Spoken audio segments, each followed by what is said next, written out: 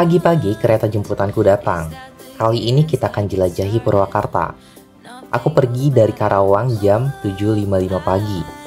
Aku dari stasiun Karawang menuju stasiun Purwakarta membutuhkan waktu tempuh selama 1 jam dengan melewati beberapa stasiun, yaitu Stasiun Klari, Kosambi, Dauan, Cikampek, Cibungur, dan sesaat lagi kita akan sampai di stasiun akhir, Stasiun Purwakarta.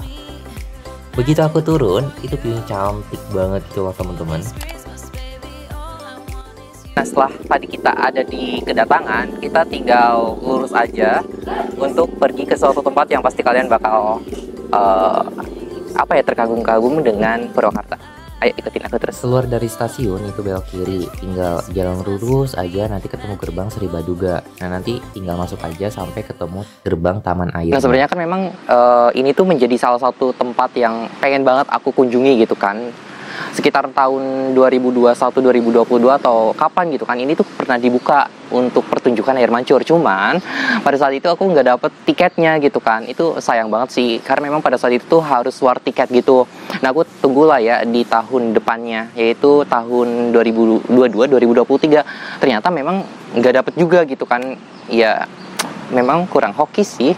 Ya akhirnya pas aku berkunjung lagi ke Purwakarta, aku bisa nyamperin patung-patung yang this really special, karena memang ini ikoniknya Purwakarta banget gitu kan.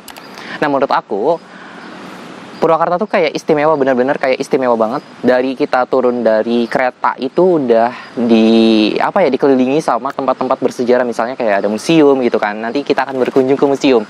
Cuman aku mau menikmatin salah satu ikoniknya Purwakarta, yaitu ini dia. Situ Bulet dibuat dengan 2 tujuan. Tujuan pertama sebagai sumber air bagi kepentingan pemerintah dan masyarakat kota Purwakarta, misalnya buat keperluan ibadah. Terus yang kedua sebagai tempat rekreasi. Nah, salah satunya adalah air mancur ini. Air mancur ini disebut-sebut sebagai air mancur terbesar se-Asia Tenggara pada tahun 2018. Kalau kita lihat, di tengah-tengah ada satu patung manusia yang sedang duduk bersila, yaitu Maharaja Prabu Siliwangi yang dikelilingi oleh 4 harimau. Nah, kenapa sih harus Prabu Siliwangi? Ya, Prabu Siliwangi adalah spiritnya orang Sunda. Beliau juga peletak dasar sistem beradat kehidupan masyarakat di tanah Sunda. Makasih ya, Pak. Nah, begitu kalian keluar dari Sri Baduga gitu kan, karena kan kita cuma punya waktu dikit banget kan, jadi ya udahlah kita lebih baik explore yang lain. Di belakang aku itu ada patung badak. Nah, kalau tidak salah ya, kita setahun yang lalu tuh pernah ke Purwakarta. Nah, belok ke sana tuh ada salah satu museum yang pernah kita kunjungi, yaitu Museum Wayang. Cuman pada saat itu aku nggak nge-record gitu kan, jadi apakah kita mesti ke sana lagi, Ci? Harus dong. Oke, mungkin kita jajan dulu kali ya, soalnya tadi pas kita keluar dari stasiun itu ada beberapa jajanan, mungkin kita bisa nyobain langsung. Ayo. Begitu kita keluar dari gerbang tadi, tinggal ambil belok kanan. Nah, di sana udah kelihatan tuh ada gerobak warna hijau. Ayo kita samperin. Ini adalah roti kukus Nanubi. Aku minta rasa durian balado, katanya nggak ada. Katanya kalau pesen itu yang normal-normal aja. Yaudah, aku pilih rasa Oreo. Rotinya dibuka terus ditaburi sama topping yang aku pilih. Habis itu ditambah pakai susu kental manis. Jangan lupa kita bayar. Setelah kita bayar, langsung cari tempat buat kampanye. Enggak dong, maksudnya buat makan. Nah, kita mau makan di Taman Anak Surawisesa. Jadi kita harus melintas bahasa Indonesianya? Ya, Di Taman Anak. Cuman kalau kita lihat itu rame banget, guys. Jadi kita harus memberanikan diri untuk ke sana. Let's go.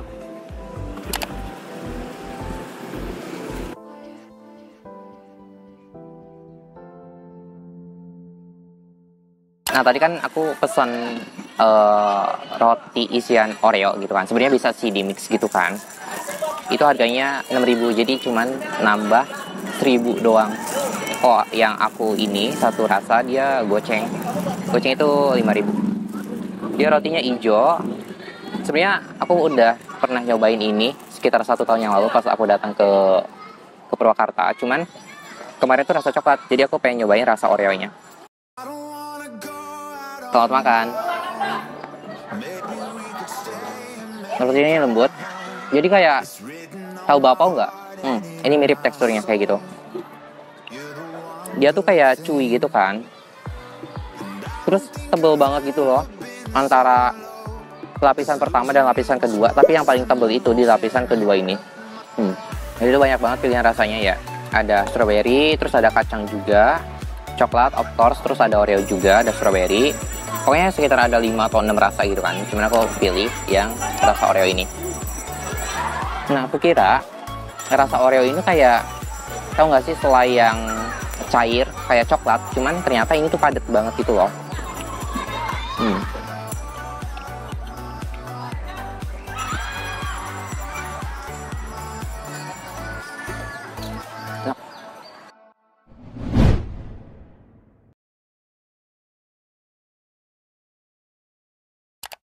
Perut sudah terisi, saatnya kita jalan buat ke suatu tempat.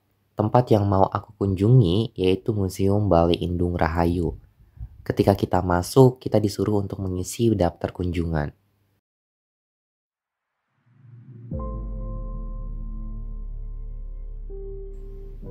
Ketika kita masuk, kita dihadapi dengan sebuah lorong. Kalau kalian ngeh, lorong ini tuh dibuat semakin menyempit untuk menggambarkan suasana bayi dalam rahim ibu.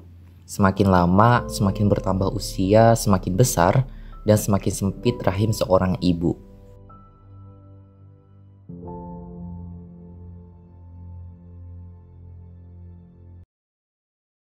Sumpah ya, ini tuh keren banget kalimat ini. Kayak turun-temurun gitu kalau kita itu tidak boleh asal menggunakan mulut kita, tidak boleh asal menggunakan telinga kita. Jadi di sini ini kan bahasa Sundanya ya. Terus di sini ada terjemahannya. Pokoknya kalau kita punya telinga itu jangan sampai mendengar apapun yang mereka bicarakan ke kita gitu. Harusnya kita menyortir.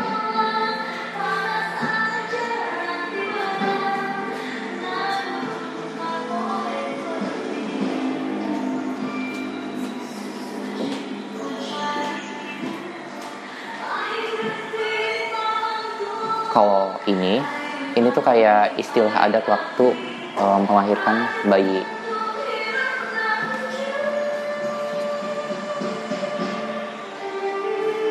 Jadi pada dasarnya museum ini tuh kayak menceritakan bagaimana kita lahir dan juga bagaimana kita berdekatan dengan adat istiadat dan juga budaya turun-temurun gitu loh. Jadi di dalam museum ini dikumpulkan menjadi satu.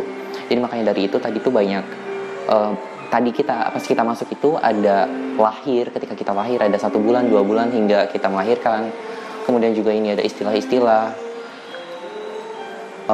dan masih banyak lagi pokoknya. Dan juga ini ada upacara 7 bulanan kehamilan, karena memang pada dasarnya aku juga tuh masih dalam satu adat yang sama. Jadi tiap 7 bulanannya itu biasanya tuh ada ritual, bukan ritual ya, kayak ada turun-temurun dari nenek moyang kita. Misalnya biasanya apa ya, ada longsong atau enggak kayak rujak bebek gitu kan.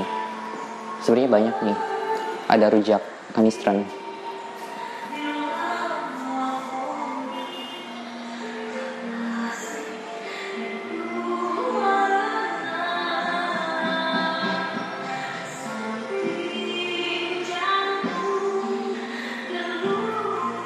Tuh dari backsoundnya aja ini tuh terdengar apa ya, kayak menceritakan tentang kehidupan, bagaimana kita lahir dan juga sampai kita ke meninggal gitu.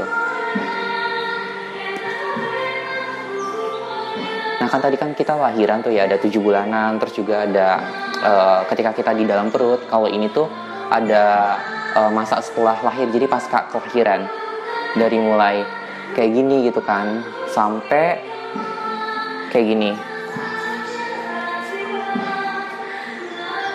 Nah pertama kan kita kan kalau pasti kalian nggak ingat gitu kan bagaimana kalian itu di umur 5 bulan. Nah, ini tuh ketika kita di umur 5 bulan masih semacam baru bisa tengkurap, terus 7 bulan udah bisa mulai merangkak, terus udah merangkak setengah berdiri sampai berdiri. Nah ini tuh waktunya dari 0 sampai 9 sampai 12 bulan gitu kan. Sebenarnya banyak banget yang mesti kita pelajari tentang kehidupan ini sih. Karena memang pada dasarnya ketika kita lahir itu tuh udah dikelilingi oleh budaya yang ada gitu. Nah ini ingat banget dulu pas sekecil ini nggak dong, main ini Home Pimpa. Kayaknya pada saat itu aku belum tahu gitu apa sih artinya Home Pimpa. Ternyata ini di sini Home Pimpa tuh adalah kata-kata ajaib yang sering diucapkan oleh anak-anak, yang dimana home itu menunjukkan Tuhan. Home Pimpa Alaihum maksudnya dari Tuhan kembali lagi ke Tuhan, dan gambreng itu adalah peringatan yang menjelaskan bahwa diri kita berasal dari Tuhan dan akan kembali lagi kepada Tuhan. Jadi ternyata apa yang kita mainkan dulu itu ya memang memiliki makna yang cukup mendalam gitu. Kalau aku nggak datang ke sini, ini nggak bakal tahu kalau artinya itu sangat dalam banget. Ternyata ini adalah menceritakan bagaimana kita datang ke bumi dan juga pulang ke bumi. Tepat aku berdiri ada konsep rias politika Sunda masa lampau. Di sini ada 3 poin, yaitu silih asah yang memiliki arti saling mengasah dan mempertajam agar lebih berdaya guna dalam kehidupan. Silih asih memiliki arti saling mengasihi, yakni berbuat, memberi, membina, dan menyatukan. Dan silih asuh memiliki arti saling berperan untuk mengasuh, melindungi, dan menjaga. Di sekeliling ruang bagian atas, terhampar lukisan hutan di Tatar Sunda. Lengkap pula dengan kujang dan konsep serta filosofi hidup manusia Sunda, seperti Tritangtu dan konsep trias politika Sunda yang tadi sempat aku bahas. Sementara tepat di bagian tengah ruang, 2 buah leit, tempat orang Sunda menyimpan padi yang baru dipanen dan dipamerkan. Tak jauh dari situ, terlihat lisung atau wadah menumbuk padi menjadi beras. Di sini, kita akan belajar soal teknik bercocok tanam dari tahap awal hingga masa panen tiba. Masuk ke balai keulinan atau mainan, di sini ada beberapa permainan yang pernah kita mainkan pas kecil, kayak ada orai-oraian atau ular-ularan, ngadu muncang, dan masih banyak lagi yang gak bisa aku sebutin satu persatu.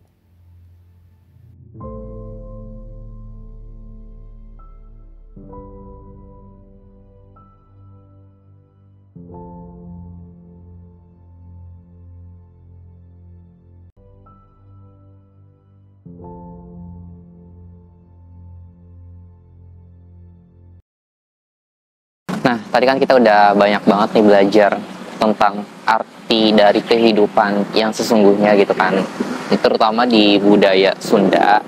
Nah, kita kali ini bakal mengunjungi satu museum lagi yang menurut aku nggak kalah unik. Karena karena museumnya tuh deket stasiun gitu. Jadi tinggal ikutin aja kita buat ke museum selanjutnya. Bye-bye.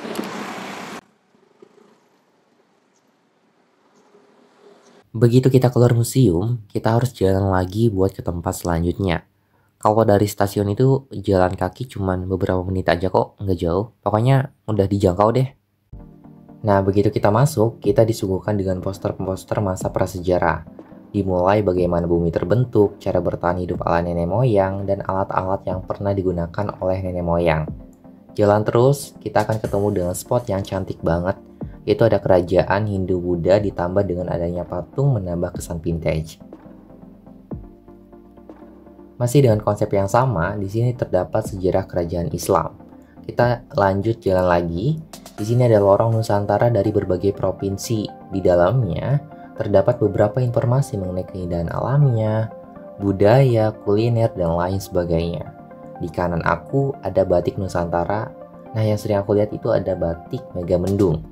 Berpindah ke sebelah kanan, di sini terdapat lemari kaca yang di dalamnya ada 3 susun. Salah satu yang menarik perhatian aku itu ada Jember Fashion Week. Nah, ini dia cantik-cantik banget patung dan kostumnya. Kalau tidak salah, Prilly Latuconsina juga pernah mengikuti ajang ini. Lanjut lagi, di sini ada beberapa budaya yang telah ditetapkan sebagai hasil karya tradisional dan warisan kebudayaan dunia oleh UNESCO. Di samping ini, ada kereta kencana yang memberikan pengalaman berkendara di kereta itu. Cuman, pas aku datang, ini nggak bisa dipakai. Mungkin karena aku datang kesorean kali ya. Nah, ini loh yang tadi ada di sertifikat sebagai warisan budaya yang telah diakui oleh UNESCO.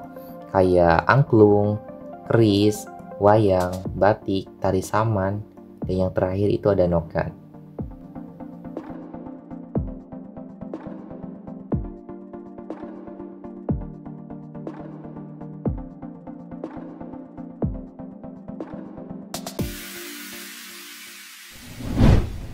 Nah, tadi kan kita habis dari museum gitu kan. Museumnya kan ini nih, building ini. Nah, kalian tinggal lurus aja ke sana gitu kan. Tinggal lurus aja, di sana ada Dinas Perpustakaan Daerah Kabupaten Karawang. Kabupaten Purwakarta. Ayo kita kunjungi ke sana. Untuk masuk ke perpustakaan, kita harus melepas sepatu dan mengisi daftar kunjungan. Perpustakaan ini dibagi 3 session. Untuk session yang pertama itu ada ruang perpustakaan anak. Tempatnya cheerful, penataannya unik, ada hiu dan lumba-lumba juga, serta ada buku-bukunya yang kayak lucu-lucu gitu. Pokoknya session ini lucu banget deh. Terus yang kedua itu ada ruang perpustakaan remaja.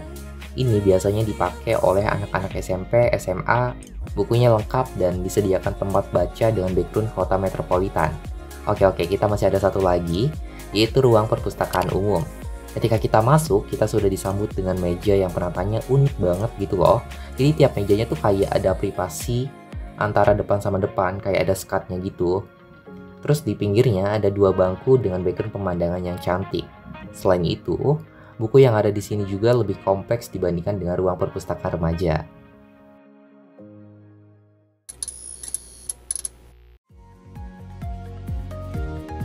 Sebenarnya tuh banyak banget drama dalam proses produksi video ini. Dimulai dari perjalanannya yang dipenuhi dengan keributan.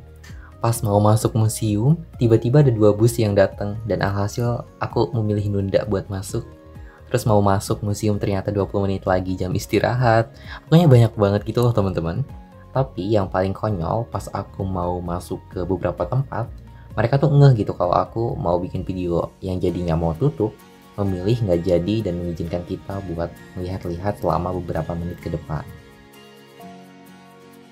Nah, di dalam klip ini kita sosokan kayak lagi diskusi gitu di perpustakaan, terus ketawa-ketawa, nggak tahu apa yang diobrolin. Pertama iya aja gitu kan, tapi entah kenapa nyambung gitu. Memang sih best out banget.